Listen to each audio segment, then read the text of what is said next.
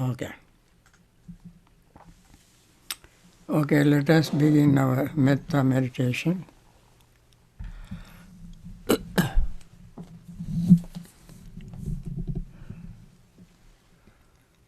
May all beings be happy and secure. May all beings have happy minds. Whatever living beings there may be, without exception, weak or strong, long, large, medium, short, subtle or gross, visible or invisible, living near or far, born or coming to birth, may all beings have happy minds. Let no one deceive another, nor despise anyone anywhere. Neither from anger nor ill will should anyone wish harm to another. As a mother would risk her own life to protect her only child, even so towards all living beings one should cultivate a boundless heart. One should cultivate for all the world a heart of boundless loving friendliness, above, below, and all around, unobstructed, without hate or resentment, whether standing, walking, sitting, lying down, or whenever awake. One should develop this mindfulness. This is called divine, not falling into erroneous views, but virtuous and endowed with vision, removing desires for sensual pleasures. One comes never again to birth in the womb. Friends, this is our metta thought that we want to cultivate wholeheartedly for the benefit of us as well as everyone in the world. And we want to wish all of them very sincerely what we recited in this metta recital, and wish them be peaceful and happy. With this,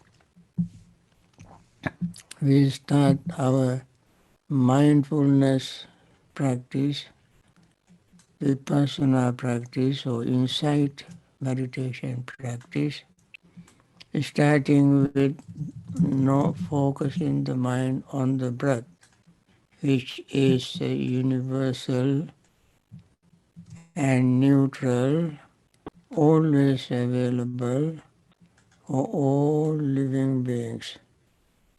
Focusing the mind on the breath, we breathe in and notice the breath touching our nostrils, and notice the breath expanding our chest area and abdominal area as we breathe in. As we breathe out, notice the contraction of lower abdominal area, chest area, and leaving the breath our nostrils.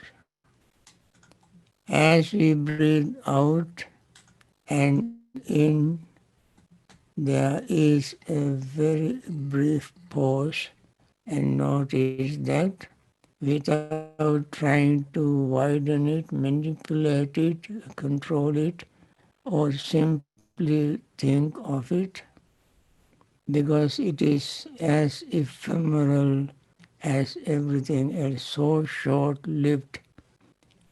So let it happen that way. Then notice the feeling you experience, feeling of the breath and perception of the breath, thought or attention or intention to breathe, and our awareness. All this change as we breathe in and out. What we experience while breathing in is no longer when we breathe out. They all that quickly change. This is very natural thing. We don't have to do anything to notice this natural rhythm natural occurrence, we simply go along with it. And then our breath becomes calm, relaxed and peaceful. The body becomes calm, relaxed and peaceful. Mind becomes calm, relaxed and peaceful.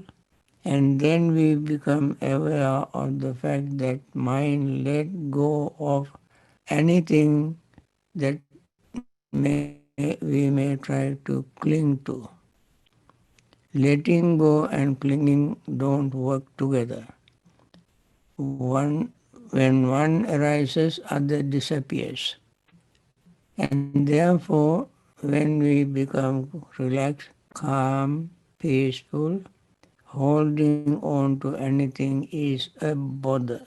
So we let it go. That we call greed, one of the hindrances. Then, seeing this, we become even more aware of our mind getting more relaxed and peaceful, and there is all our hatred or anger, disappointment fades away, and metta feeling becomes strong. And then our restlessness and worry fades away because we are so calm, relaxed and peaceful. And then our compassion for those for whom we are practicing this primarily, when we know that there are many living beings, that is an object of our mind meditation. And when we know that, compassion arises in our mind. Now we can see greed fades away, resentment fades away, restlessness and worry fades away, and then joy arises, sleepiness and drowsiness fade away. And when joy or pleasure arises, we become very delightful and our mind remains more awake. Then doubt fades away. That is another hindrance. So all these hindrances, greed, hatred, restlessness and worry, sleepiness and drowsiness and doubt, they slowly leave the mind because we are on the one hand mindful, on the other hand delightful, and we are alert. When they fade away, we gain concentrate, joy, happiness, and concentration. When we gain concentration, we simply don't become like a vegetable, don't become like a rock, but the mind becomes sharper and cleaner of these hindrances. Then with calm, relaxed, peaceful, clear, sharp state of mind, we reflect back on our form, feeling, perception, thought and consciousness to see them. When we reflect back, we see them all changing incessantly. That is their true nature. And we want to understand, see this true nature, intrinsic nature of all existing things. This awareness, this awakening is called seeing things as they really are. So let us try to see that during this short period of meditation.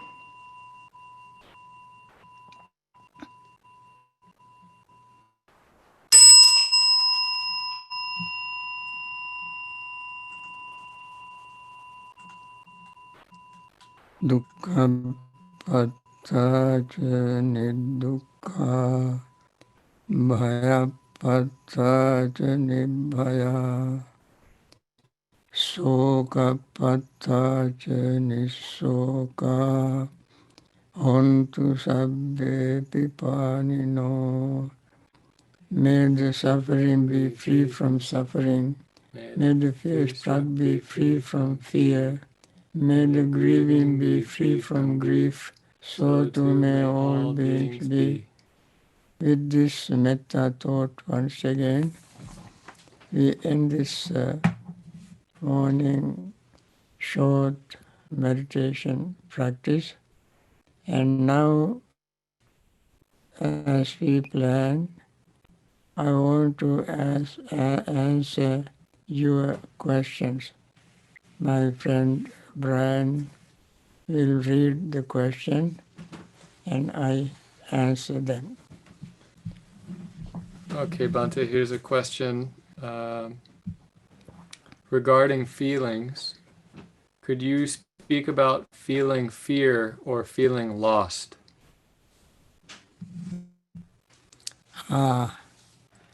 Feeling fear arises from greed, and that is exactly what the Buddha said. Tanha jati soko, tanha jati bhayam. Bhaya is fear, phobia. Phobia or fear arises from craving, desire. When we feel insecure, we have fear. When we feel that somebody or something is going to attack us, there's a fear. And why is that? Because we are attached to our life. And from that we have fear. If we are going to lose something, lose our job, lose our friends, something like that, fear arises. Losing simply means that you are attached to something, you like something, and if you think that you are going to lose it, you have fear. There is another fear, that is an unwholesome fear, fear of losing because of the attachment. There is a fear that arises when we practice meditation. It is called bhaya jnana. You fear that since everything is impermanent, everything is unsatisfactory, everything is without self, and yet you don't let them go, but because of our attachment to our form, feeling, perception, thought, and consciousness, or form, sound, smell, taste, touch, and thought, and keep them repeating again and again. Along with them, we have pain, suffering, sorrow, lamentation, and so forth, grief and despair. When we see this, then there arises a fear. My goodness, this is what will happen to me if I don't liberate right now. In future also I have to go through all these things. So you have fear of repeating the same suffering now. If we have not liberated ourselves now. So that fear is a wholesome fear because that fear arouses our spiritual urgency, Dhamma Samvega. So we accelerate our practice and keep practicing more often, vigorously to get rid of our defilements. And anytime we have our defilements leaves the mind, we will have no fear at that time. So the wholesome fear is beneficial, which arouses our spiritual urgency. Unwholesome fear is we get stuck like, you know, facing the wall and cannot go beyond that. And therefore we try to, that's one feeling. And two types of fear. One wholesome fear, feeling of wholesome fear, and the feeling of unwholesome fear. Okay, next question. Um, Weeks ago, as you spoke about meditation, you said when concentration is deep and subtle, joy arises, sort of a glimpse of nibbana. You said, I recall, that the Buddha called this deathlessness. Is this because the meditator has worked her way along the ascending and descending formula of dependent origination and has broken through the cycle, so the result is deathlessness, because then birthlessness is avoided too? No birth, no death. Or have I misunderstood? Yes, you see when you see rising and falling very clearly and see that uh, as long as sankhara exists, rising and falling exist, and when you see it very, very clearly, it is very much like the attainment of Nibbana because there is no doubt in your mind whatsoever. Remember when we say no doubt, there is no shade of doubt. Completely things are very clear that they all are definitely impermanent, rising and falling. And then that deep awareness is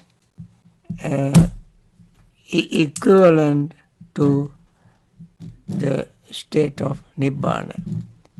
Amata. That is how you understand it. Your understanding seems to be right. Okay? Next question. Uh, Good question. How does one review this body by way of elements? Could you please explain in more detail about the four elements, with the example given in the book about the butcher or his apprentice who has killed a cow and seated at the crossroads with it cut up into pieces? Okay. That is in the Kaya Anupassana, seeing the body. When we see the body, we focus on elements, earth, air, water, fire, elements. And they are not a living being. The earth is not living, air is not living, water is not living, fire is not living. Just mere element. So in Hatipadopa Dhatu Bhanga Sutta and so forth, Buddha compared internal earth element is exactly like external earth element. There is no difference. Internal water element is exactly the same as external water element. Internal fire element is the same as external fire element. Internal air element is the same as external air element. This body is made up of those elements, and therefore they are just elements. So the meditator knows that earth element is impermanent, water element is impermanent, fire element is impermanent, air element is impermanent. So the person does not have any particular attachment to any of these elements. They are just elements. The simile given in the sutta is, as you mentioned, a butcher kills a cow and cuts it up into 4 pieces and sell it on the crossroad. When he was killing the animal, he had the perception and thought that it was a living animal. But when he sells it, he does not sell the cow. He does not sell, he simply says, he sells the what you call beef. In that state, living cow concept is totally vanished from his mind. People who look at beef do not have the cow concept. They simply have beef concept. So this is a very profound statement. When we recognize elements through their characteristics, which are not permanent. These characteristics are not permanent. The cow concept was not permanent. Cow herself is not permanent. So the person learn to remove the attachment to these elements and internal or external. And in the discourse, we have not finished it.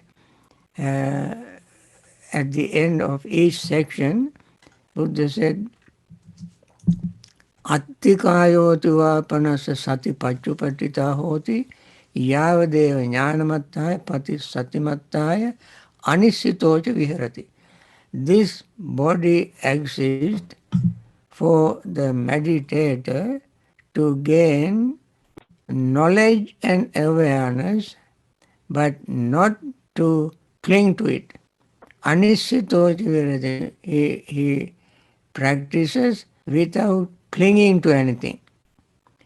So, similarly, in this simile, in Dhatu Manasikara, reflection of elements, and this hardness element, cohesion element, heat element, oscillation element. These are the characteristics of the elements. Now, hardness is a temporary thing. It doesn't remain hard all the time. For instance, hair is hard, belonging to earth element.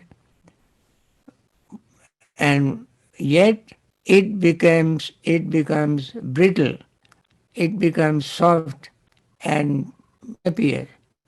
It is impermanent. Similarly, every part of 20 parts of our body belong to earth element. They all are impermanent. 12 parts belongs to water element. They also impermanent. And then fire elements, heat, also impermanent. And air element, impermanent. So the concept of when all the, for instance, when all these elements are put together and consciousness is there, we call it a body, a person, man or woman. Now, this man or woman is an entity that put together this, when these four elements put together, this entity is called a being, human, animal, and so on. So to get rid of this permanent entity, permanent being, the element meditation, dhatu manasikara, is very important. Just like the man who sells beef does not say, I am selling cow. Sometimes when you don't know the word, we may say. I remember once I was in a certain country, a certain student, high school student asked me, do you eat beef? No, no, do you eat pig? She asked me, do you eat pig? I say, no, I don't eat pigs. What she wanted to ask me is whether I eat pork. Now, pig is one concept, pork is another concept. Cow is one concept, beef is another concept. So these concepts are used to communicate. Other than that, there is no purpose. Okay. Dear Bhante Ji, I have been trying very hard all along to reduce and get rid of I, myself. In other words, my ego. To me, the you is more important than the I. As such, I do not use I and my when doing meditation, such as may I be well, be happy, etc. Am I wrong in thinking that way? I have got all kinds of answers from various people, and I am not convinced with any of the answers received. The pressure's on. I see. I think that's good. That is why the Buddha said, and we recite this metta recital every day. Do you find there any I? You look at those passages that we recite. There is no I in there. May all beings. It is very important if we practice metta directional practice. That means you practice metta to all beings in the eastern direction be well, happy and peaceful. Then southeastern direction, southern direction, southwestern direction, western direction, northwestern direction, northern direction, northeastern direction, up and down. May all beings in these 10 directions be well, happy and peaceful. You develop this thought, develop this idea, develop this metta, and then when mind returns to yourself, you are full of metta. Even though you don't say I, you are full of metta. Now, this is very difficult for many people. Therefore, even I, when I was teaching metta meditation to children, many years ago, I formulated, may I be well, happy, and so forth and so on. Because they are so tender, they don't have developed mind, so mature mind, to think the way we are thinking now, and therefore they need something, reference point, and they always talk about I, and therefore for them we use the word I for those who do not understand it. But when we understand the real practice of metta, we don't have to use I. Not that others are more important than I. We all are equally important, and therefore we all practice metta without any distinction. However, Buddha said, this is very, interesting. One day Mallika, Buddha, the King Kosala's wife, King Kosala's wife is a queen.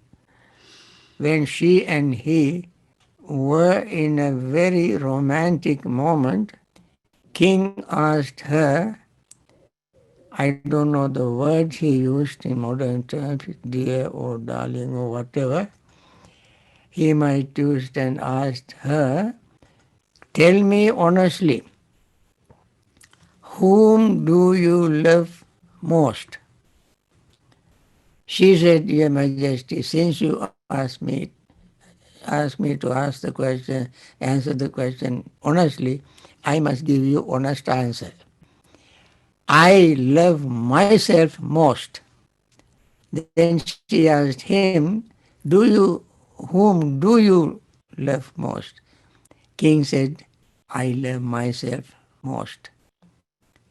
When they reported this to the Buddha, Buddha said, Sabbhadisa anuparigamma chetasa nevajjagama piyata matano kvachi yasma pyo putu atta paresang tasmana hinse parang attakamo. I have surveyed the whole universe with my supernatural mind to see if there is anyone who loves others more than oneself. And I found none.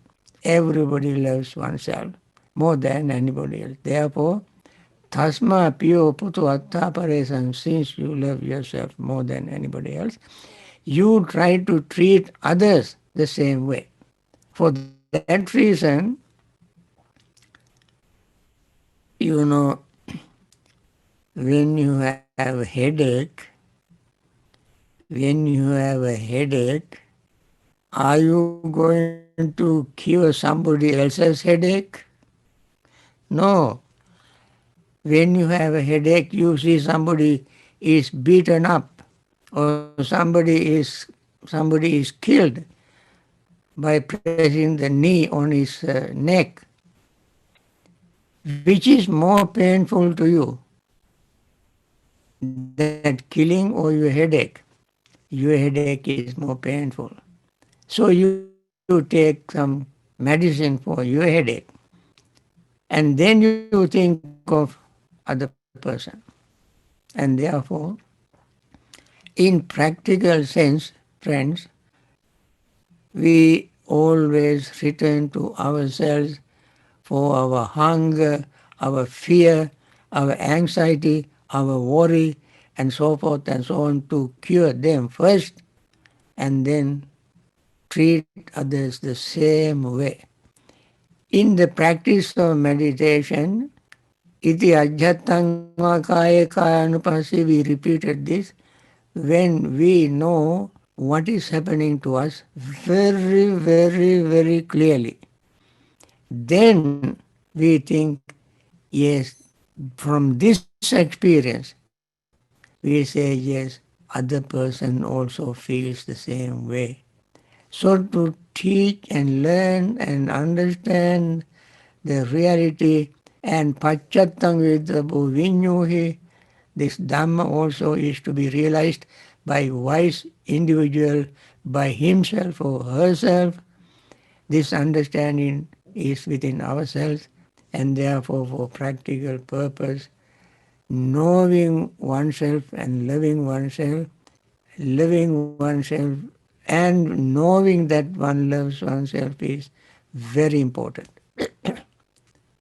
Okay? Bhante, my question is about memory. According to science, cognitive information is stored in the brain as engram, and that is what we recall as memory. How did the Buddha describe memory? Is there any connection between memory and asawa/anusaya?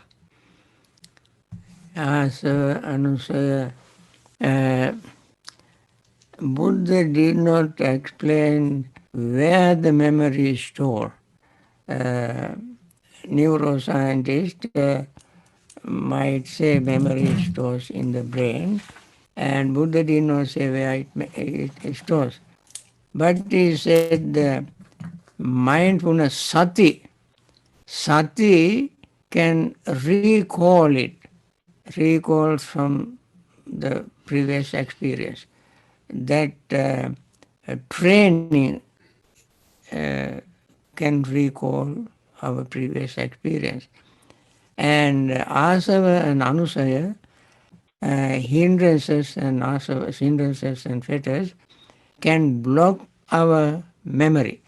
When we have greed, hatred, restlessness and worry, and sleepiness and drowsiness, and doubt, when the mind is cluttered with these, our memory slowly will fade away because we keep worrying about these things and the mind is not clear to recall the previous experiences. I think it is not like the body. For instance, when body is injured, the white blood cells has the memory what to do, and red blood cells also has memory as to what to do, and they come and do what they should do to heal the wound. I don't know whether it is in the brain or somewhere, but they have memory. But the memory that we talk about in our day-to-day practical life is somewhere, and that becomes very strong, practical, we can use it only if the mind is free or has reduced hindrances, fetters, asavas, anusayas. They can block our memory.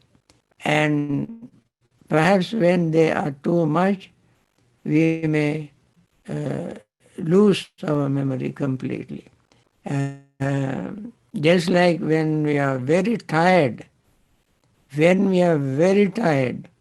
we don't remember things. Tired of not having sleep, by traveling, by working, mind gets very tired. Then we don't remember things. Very difficult to remember. Similarly, when we are full of anusayas, asavas, what do you call,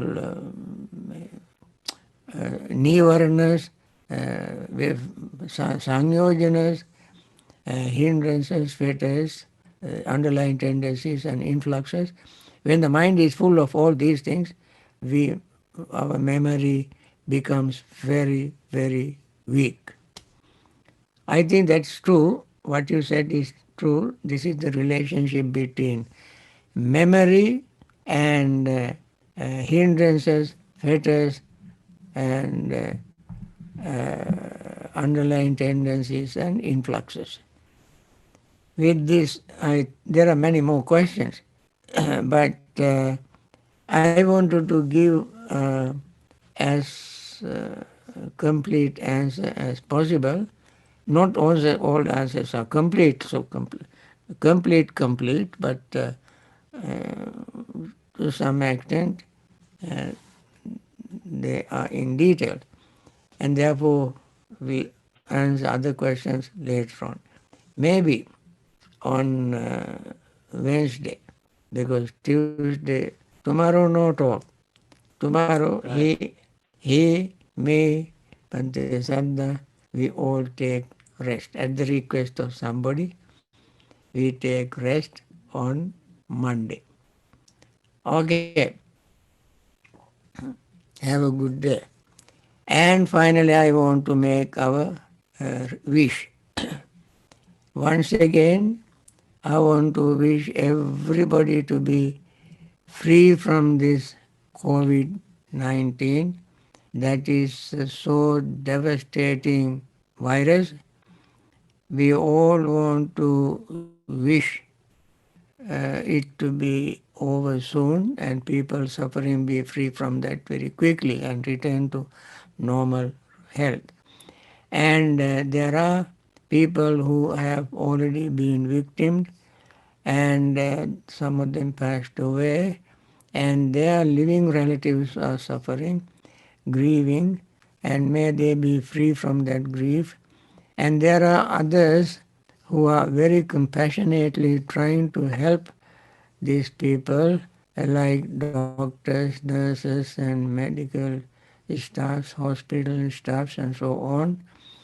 And they also are doing wonderful work with out of utmost compassion, and may they continue their noble work in good health. And there are others who are trying to help all of us by discovering, finding, or inventing vaccine. May they also be successful and may they live in good health and be strong and healthy to continue their search. There are others who are financing them and others in this regard, and they also must remain peaceful and happy and continue their generous, compassionate support. And there are some others who are called leaders. Some of them are very wonderful leaders and they do their best to support these people out of compassion. There are some other leaders who need wisdom, compassion, understanding, and concern for all these suffering people. And may they have insight, may they have wisdom, may they have understanding and compassion to support them and make right decisions. With this benediction, I want to end this morning's session. Thank you very much for coming and participating in morning's